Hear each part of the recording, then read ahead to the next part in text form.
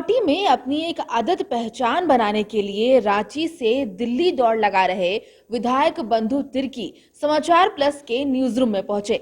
हमारे वरिष्ठ सहयोगी शारिफ इब्राहिम से बात करते हुए विधायक बंधु तिर्की ने अपने दर्द को बयां किया। बंधु तिर्की ने क्या कुछ खास कहा अपने इंटरव्यू में, जरा गौर से सुनिए।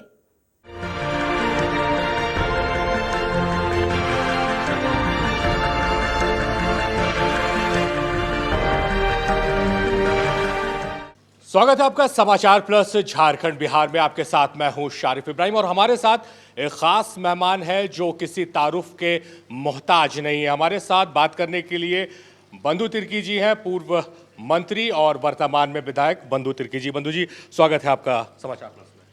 बंधु जी, जो तारुफ आपका करा रहे थे, सवाल आपके लिए दूसरा था, मगर जब आपको इंट्रोड्यूस कराए तो मैंने सिर्फ वर्तमान विधायक बोला, कांग्रेस का विधायक नहीं बोल पाए, क्या वजह है? नहीं नहीं, ऐसी बातें आप बोल सकते थे, लेकिन आप नहीं बोले तो ये आपकी मर्जी है।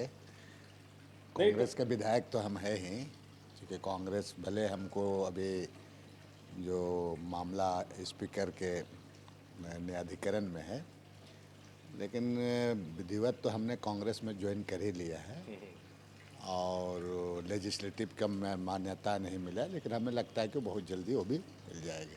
नहीं बंधु जी, जैसे बाबूलाल मरांडी भी गए तो विधायक दल का नेता उनको बना दिया गया। बंधु तिर्की का जो कद है, प्रदीप यादव का जो कद है, हम उम्मीद कर रहे थे कि कोई बड़ी जिम्मेदारी मिलेगी, वो अभी तक नहीं हो पाया। देखिए, चूँकि कांग्रेस पार्टी है, उसका अपना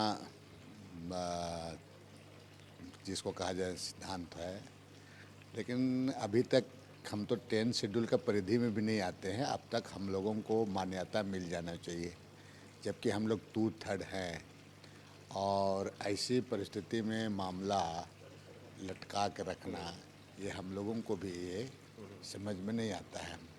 तब है कि हमारे जो राष्ट्रीय जो लीडरशिप है उनके साथ बातचीत हुई है और हमें लगता है कि अब स्पीकर महोदय को इस पर निर्णय जो भी हो ले लेना चाहिए। अब इतना विलम्ब अगर आप करेंगे तो आखिर भाई क्या कारण है इसमें? बाकी जो हम लोग भी चाहते हैं कि हमको प्रदीप जी को, हम पार्टी के हम लोग को रिस्पॉन्सिबिलिटी दे, हम लोग को यूज करे, हम लोग तो बिल्कुल तैयार हैं इसके लिए। तो अब पार्टी को इस पर निर्णय लेना है, तो अब पार्टी, हमको लगता है कि इधर पार्टी के राष्ट्रीय नेताओं से बातचीत हुई है, हमें लगता है कि जल्द ही इस पर समाधान हो जाएगा उसमें। चलिए बंधु जी, दूसरा सवाल है, जातीय जनगणना को लेकर राजनीति हो रही है, अलग पार्टी के अपने बयान हैं और उसको लेकर बिहार में भी सियासत गरमाई हुई है। आरजेडी और जेडीयू एक सुर में नजर आ रहे थे, अब जेडीयू कहीं ना कहीं थोड़ी अलग नजर आ रही है। आप क्या इत्तेफाक रखते हैं, क्या होना चाहिए इसको लेकर? देखिए, ऐसे भी कांग्रेस पार्टी बहुत, जब थे यूपीए गवर्नमेंट थे, यूपीए 2, तो जातीय जनगणना उनके द्वारा किया गया था, लेकिन सरकार जब भारतीय जनता पार्टी की आई तो उसको उनको प्रकाशित करना था, जो कि उन्होंने नहीं किया। आज भी हमारी पार्टी और इसके बाद भी हमारी राष्ट्रीय अध्यक्षा सोनिया गांधी जी ने इस सरकार को उन्होंने पहला बार, सबसे पहले, इसके बाद भी उसको प्रकाशित करने के लिए जातीय गणना के संबंध में उन्होंने ये आपका एनडीए गवर्नमेंट को उन्होंने उसको का पत्र दिया था। जहाँ तक व्यक्तिगत, ये इस प्रदेश में निश्चित रूप से जातीय जनगणना होनी चाहिए। हम तो मांग करेंगे कि इसी सदन में मानसून सत्र में इस पर बहस हो और इसमें बिल पारित करा करके प्रस्ताव भेजा जाना चाहिए, केंद्र सरकार को भेजा जाना चाहिए निश्चित रूप से। चूँकि ये जो मामला है, ये बहुत सारे, अगर ऐसा हो जाता है तो बहुत सारे मामला इस पर समाधान हो जाएंगे। जैसे इस पर आपको उदाहरण दे रहे हैं, आदिवासियों का लंबे समय से सरना कोड का मांग हो रहा है। अगर मान लिया कि ये जातिगत जनगणना होता है तो कौन किस धर्म का मानता है, सब होता है, ये सारी चीज़ आ जाएगा पूरा। तो ये उसी तरह से यहाँ बहुत तरह अलग अलग है, जैसे मुंडा है, हो है, खड़िया है, लोहार है, बहुत अलग अलग लोग, मुसलमान में धोबी है, कुरैशी, बहुत तरह तरह और लोग हैं पूरा। तो ये सारी चीज़ों का, तो सब चीज़ों का पूरा स्पष्ट हो जाएगा, पूरा सभी लोगों के बारे में पूरा का पूरा इसमें जिसको कहा जाए कि तस्वीर साफ हो जाएगी, इसलिए बिल्कुल होनी चाहिए। आइए बंधु जी, हम लोग बैठ के ही बात करते हैं। बंधु जी, सवाल ये भी है, आपने बात करते हुए सेशन की बात कही। सेशन आने वाला है, मानसून सत्र आने वाला है, कई मुद्दे हैं। हम लोगों ने विश्व आदिवासी दिवस भी मनाया हाल के दिनों में। झारखंड में वर्तमान हालात में आदिवासियों को कहाँ देखते हैं और आदिवासियों के हित में ये सरकार क्या काम कर रही है, किस रूप में आगे बढ़ रही है? देखिए, आज प्रदेश राज बनने के बाद भी आपका तकरीबन 20 साल हुआ, सड़क बन गए। इससे पहले आपका अविभाजित बिहार समय बहुत बड़े बड़े बांध बने, यहाँ डैम बने, बहुत सारे चीज़ बना है। यहाँ राज बनने के बाद में यहाँ सड़क बना, पुल पुलिया बना, ये सारे कुछ बना। लेकिन अगर सचमुच देखेंगे तो आदिवासी को हम तभी उनके बारे हम उनका जो उनके लिए कुछ हुआ हम ये बोल सकते हैं। उनका जो कानून बना है, चाहे वो 5th शेड्यूल का मामला हो, चाहे उसका पेशा कानून का मामला हो, चाहे उसका ट्राइबल सब प्लान का मामला, जो भी कानून उनका CNT एक्ट का मामला कानून बना, इसका सही तरीके से अनुपालन हो। ये सही तरीके से कोई भी उनके लिए जो भी कानून उनके हक हित के लिए जो कानून बना है, वो कानून का सही तरीके से उसका पालन नहीं हो पा रहा है। सरकार चाहे किसी की भी रही हो, लेकिन आज तक देखेंगे कि भाई उसका कोई भी उसका जो उसके लिए जो बना है संविधान में, जिसका उसको जो अधिकार मिला है, उसका पालन नहीं हो पा रहा है। अब देख लें, पूरा इसको 5th शेड्यूल एरिया है।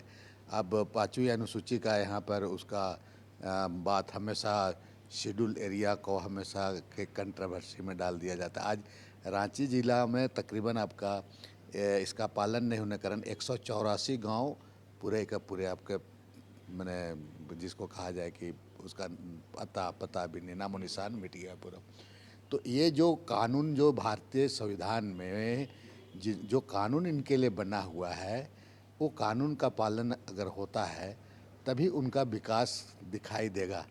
और अगर ये कानून अगर उसका नहीं बने, उसका पालन होगा, तो फिर उसका विकास में आप केवल उसको चावल दे दीजिए 35 kg, या तो रोड बना दीजिए या सड़क बना दीजिए, बिजली लगा दीजिए।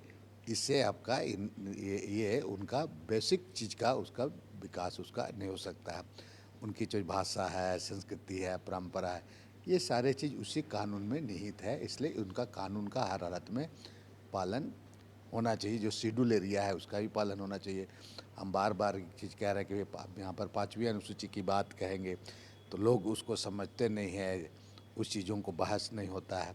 अब जैसे कि देश में बहुत जगह कहीं कहीं पर आपका कई एक तरह का कानून हुआ, 370 की बात करें कि वहाँ पर आपने किया, तो यहाँ पर बहुत सारा शेड्यूल एरिया है, 5वीं अनुसूची है, ये सारी चीज़ों को क्यों नहीं इम्प्लीमेंट होता है? तो इसलिए पॉलिटिकल नेताओं का भी इच्छा शक्ति होना चाहिए, नॉट ओनली ट्राइबल का नेताओं का, बाकी यानी सभी लोगों का। जो आपका ट्राइबल की बात तो करते हैं, लेकिन उसका हक और अधिकार की जहाँ बात होता है, तो उन चीज़ों को आप उसको आप नहीं करते हैं। आपका एक संविधान एक विधान की बात भारतीय जनता पार्टी कहती है, तो वैसा परिस्थिति में आप उनसे क्या उम्मीद कर सकते हैं कि यहाँ पर 5th शेड्यूल वो करेगा? उनसे क्या उम्मीद करेंगे कि यहाँ पर पेशा कानून नहीं करेगा? उनसे क्या उम्मीद करेंगे यहाँ पर कि वो CNT एक्ट, SPT एक्ट का कानून को वो मानेगा?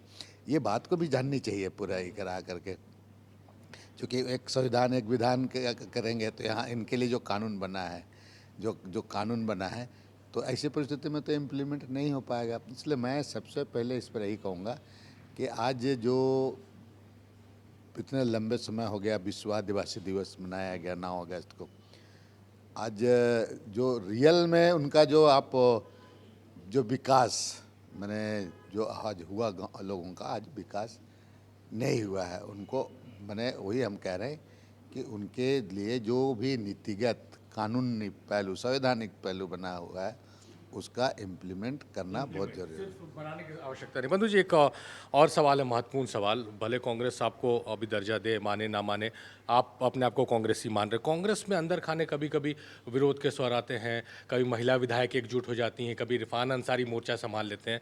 आपके पास राजनीतिक तजुर्बा, आप समझाते नहीं हैं कि विरोध से नहीं होगा, या फिर आला नेताओं को कि किस तरह से लेकर चलना है, कि आपकी बात सुनी जा रही है वहाँ पर? देखिए, हम हमारे राष्ट्रीय नेताओं को मैं इन चीज़ों को मैंने इन बातों को मैंने उनके सामने रखा है।